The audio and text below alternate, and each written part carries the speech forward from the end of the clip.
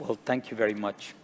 I'm not a nutrition scientist, and that may be an advantage because there's been every week in the newspaper, we read something is good for you, and the same thing the next week is bad for you. For the last 14 years, we've been conducting a large epidemiological study called PURE in 17 countries. Now it's expanded to 200 countries with 200,000 people. We have about 825,000 years of follow-up. We collected diet using validated food frequency questionnaires on macronutrients, which I'd speak. We estimated sodium intake using urinary sodiums, and fruits and vegetables were estimated. And for a long time, there's data that they're good, but the issue is why are they not used? So these are the data on macronutrients. And what is plotted here, and this is the same format I'm going to use, is percent of the nutrient, in this case carbohydrates, the quantiles, odds ratios, and their confidence limits. And one of the things to notice is that using the lowest quintile as the reference, as increasing carbohydrate intake occurs, there is an increasing risk of cardiovascular disease. This is the one thing that's important because the previous guidelines said reduce fats and compensate for it with carbohydrates. So essentially, we've increased carbohydrate intake in most Western countries, and this is likely damaging. We were in for a big surprise. We actually found that increasing fats were protective. Now, these are all fats, and so this very first slide challenges the WHO and the AHA guidelines on diet.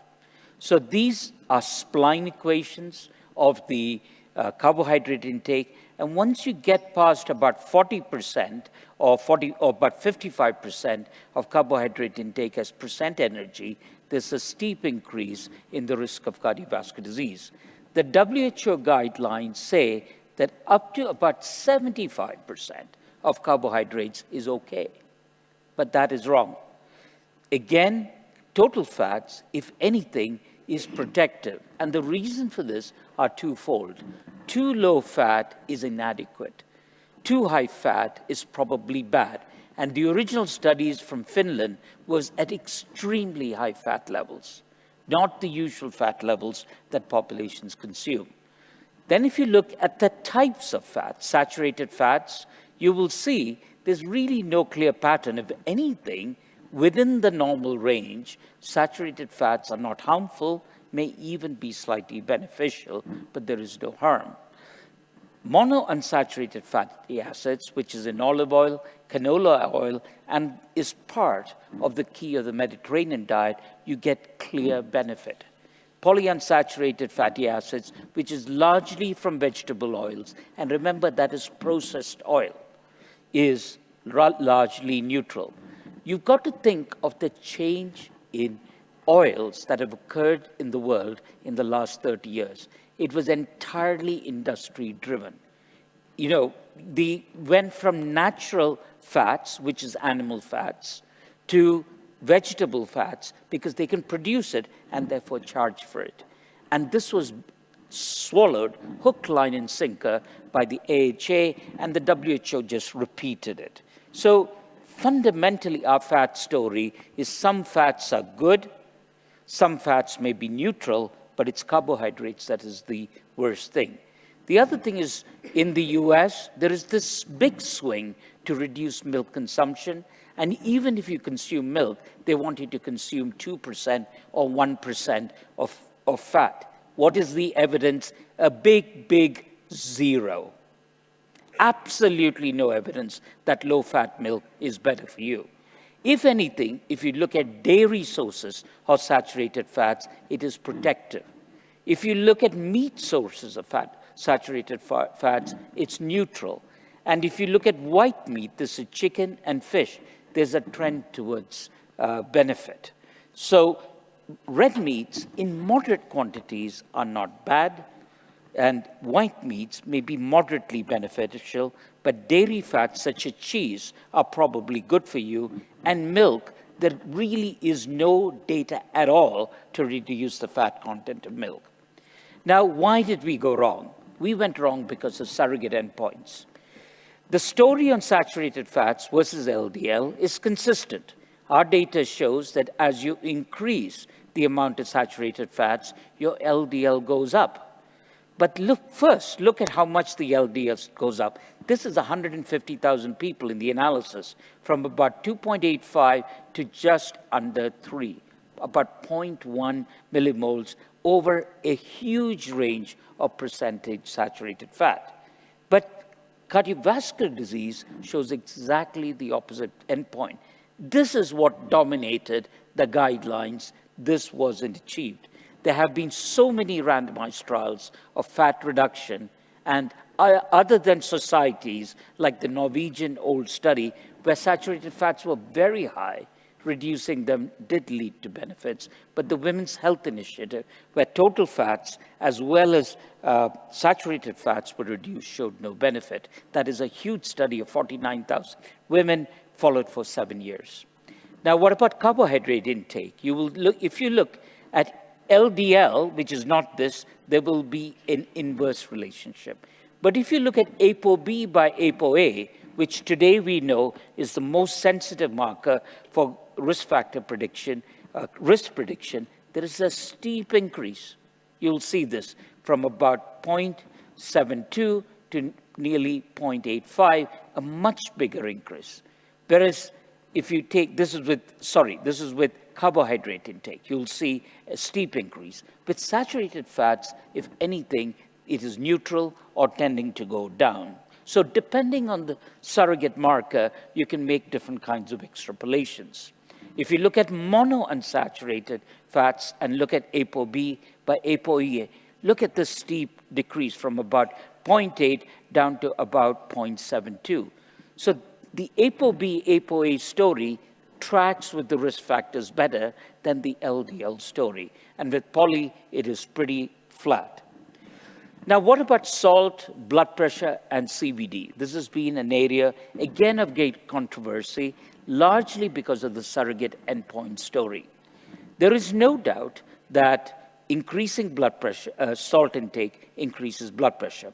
And what we've done here is, in order to do really large studies of salt and cardiovascular disease, you had to measure salt intake in a simple way. You can't do repeat 24-hour urines. So we developed a method of fasting morning urine samples.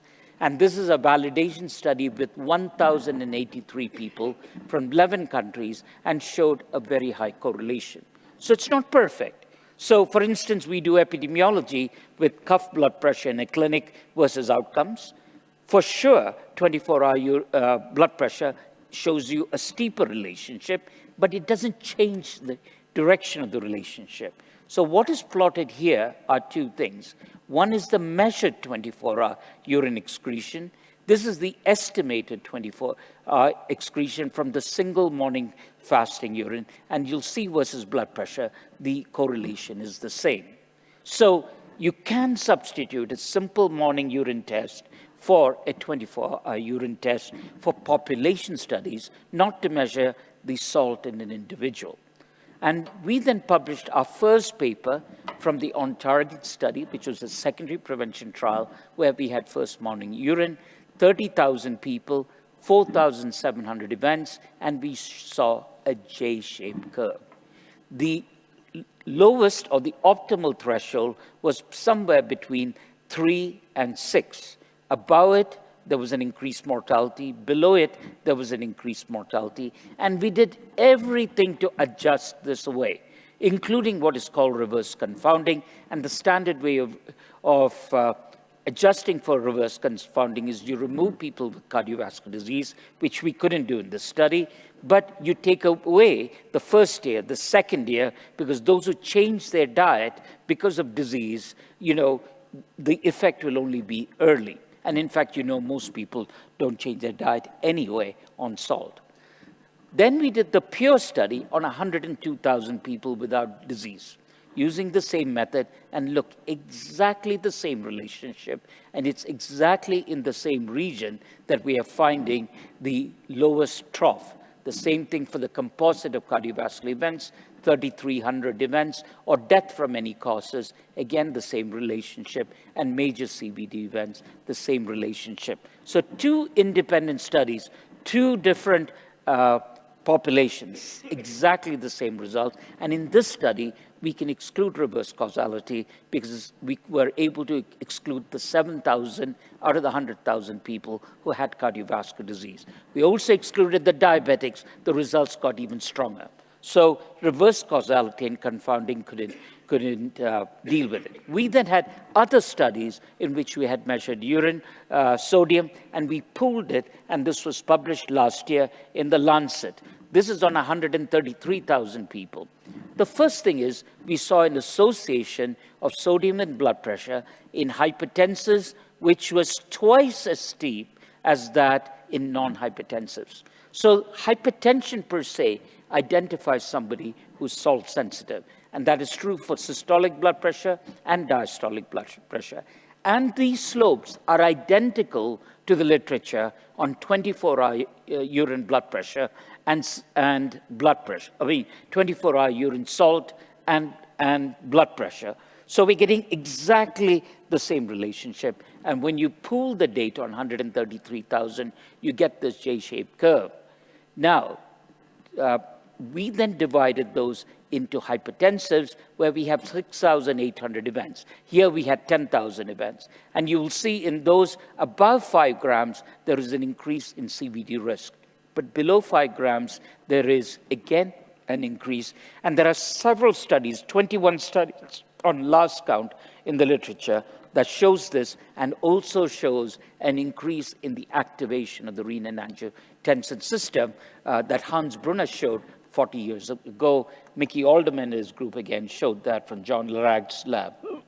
But if you take people without hypertension, you do not get this increase at the top end. You actually get the same increase at the bottom end. What does this mean?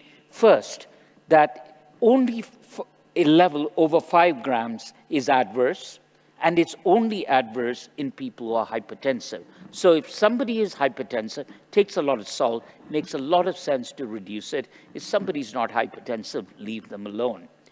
Now, you'll wonder about this J-shaped curve and stop and think for a minute. Sodium is an essential part of diet. It's teleologically necessary. We all see patients with low sodium who have hypotension, and we tell them to take sodium. If you take animal models, you will see marked activation of the renin-angiotensin system, both in animals and human, at low sodium.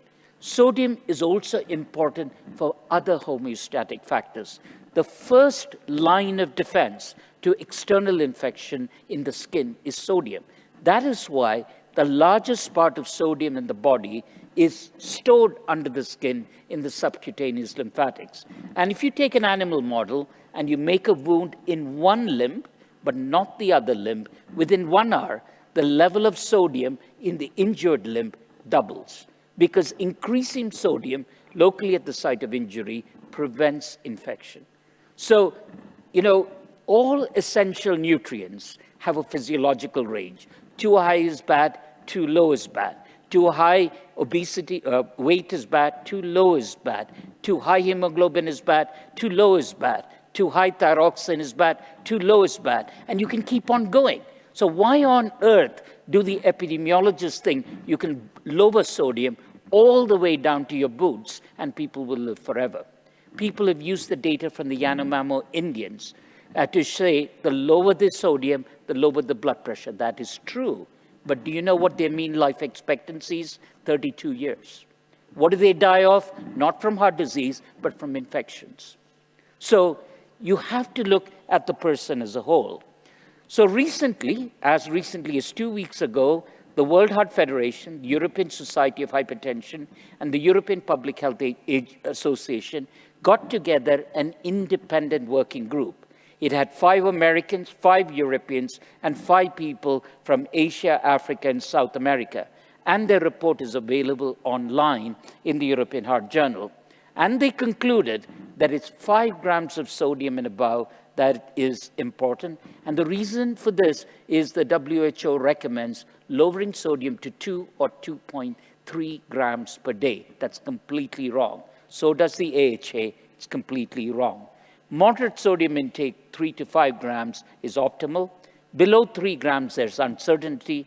And the only way we can deal with it is if we have randomized trials. In fact, we don't even have randomized trials above 5 grams to show a reduction in cardiovascular disease. We have trials that show a reduction in blood pressure. And so they recommend adopt an overall healthy pattern, rich in foods containing potassium, fruits and vegetables with moderate intake, and don't go bananas about it. Now let's come to fruits, vegetables, legumes, and CVD. These are our data on increasing consumptions in fruits and vegetables. Where on earth did the concept that we should eat 5 servings of fruits and vegetables come from? Why not 4? Why not 3? Why not 6? Why not 7? And is it all fruits? Is it all vegetables? Is it what kinds of fruits, what kinds of vegetables? And this you will see are people who consume fruits less than once a month. Once a month to once a week. Once a week to 3 times a week, you'll see that it starts to drop and drops all the way up to about 2 fruits to 3 fruits per day. So far good. But do all fruits have this effect? And these are data by tertiles. So this is the all fruit data. Red or purple fruits, similar results. Yellow or orange fruits, similar results. Green fruits, similar results. And now let's look at vegetables. With vegetables, we did not see a protective effect. And you will see this is a reference group. If anything, it was slightly adverse, but I don't believe that is the case. It's probably neutral. And when you look at the literature really is quite inconsistent on the results of vegetable intake versus outcomes. We then asked ourselves, is it the type of vegetables? So when we looked at raw vegetables, maybe a slight trend in favor. Cooked vegetables, no difference. Cruciferous vegetables, no difference. Dark yellow vegetables, no difference. Green leafy vegetables, no difference. Other vegetables, no difference. But I have to tell you regarding diet, neutral is good. You've got to eat something. And if you like it, eat it. Not every food has to be good or bad. So I like vegetables, so eat whatever vegetables you eat. You know, no restrictions, but make sure you eat at least 1 fruit, if not 2 fruits a day. But there is a difference on legumes. Legume consumption, the increasing legume consumption increases your productivity. So in the vegetables you eat, make sure there are some legumes. Now, why are fruits and vegetables not consumed? And all the guidelines on what the whole world should be done are written by people sitting in Geneva or in Dallas who are white, rich, and male. They are male, and so they don't know the cost of foods. They don't go and do the grocery shopping. They're white because they only think of what happens in their countries and what the rest of the world doesn't eat. So this is what each country spends on food in our study. In Canada and Sweden, which is pretty typical, the family spends only 10% of their income on food. You go to a country like Pakistan, India, Zimbabwe, 65 to 70% of their income is spent on food. And so no wonder they're going to buy the cheapest food. And this is what the other countries are at. So until we make healthy foods inexpensive and affordable, people aren't going to use it. So we then took the WHO guidelines of 2 servings of fruits and 3 servings of vegetables and said, what proportion of somebody's income after taking, their whole income is spent in a family for food? In Western countries, it's tiny. That is fruits and vegetables. It's not food as a whole. Upper middle income countries, this is urban and rural, about 12 to 15%. Low-income countries, about 12 to 25%. And look at low-income countries like India, Pakistan, much of Africa, 30 to 60%. No wonder they cannot afford it. Even when they grow these foods, they do not eat it because they sell it as a cash crop to earn money. So what happens is, as the price of food increases, the consumption of fruits and vegetables decrease. And in high-income countries, it is pretty flat. People eat about 5.5 servings a day, and it's pretty flat. Middle-income countries, you're starting to see an inverse slope, and it's lower. Lower middle-income countries, it is even lower, and it's sharply declining in the low-income countries.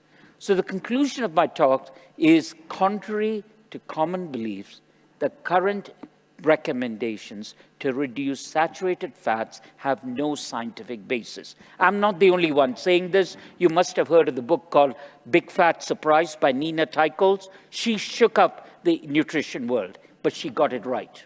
Did you know that the 7 country studies that actually had a straight line between fat intake and CVD is fudged? I'm using the word fudged because 23 countries participated in that study, and they took the 7 best that fitted that line, and that's what's there. If you go through the literature, you will find that they chose the 7 that fitted the line. The nutrition field has been distorted. Monounsaturated fats is protective, and in fact, a Mediterranean diet is not a low-fat, not a low-salt diet. And the PREDIMED trial, a very good trial, proves it, and we had the Lyon study before that. Carbohydrates are probably your biggest culprit. So when you eat a hamburger, throw away the bun and eat the meat. Sodium intake in the moderate range is optimal. Too low is bad, too high is bad. Fruits and legumes are not neutral, are protective, and vegetables are either slightly protected or neutral. And I haven't shown you data. In 4 studies we've done on about 200,000 people, fish is neutral. It's neither beneficial nor harmful. And the studies that show that fish is beneficial is likely a replacement issue because they are replacing other foods that are harmful. Eggs, again, are neutral. So do eat your eggs without any guilt conscience. So thank you very much.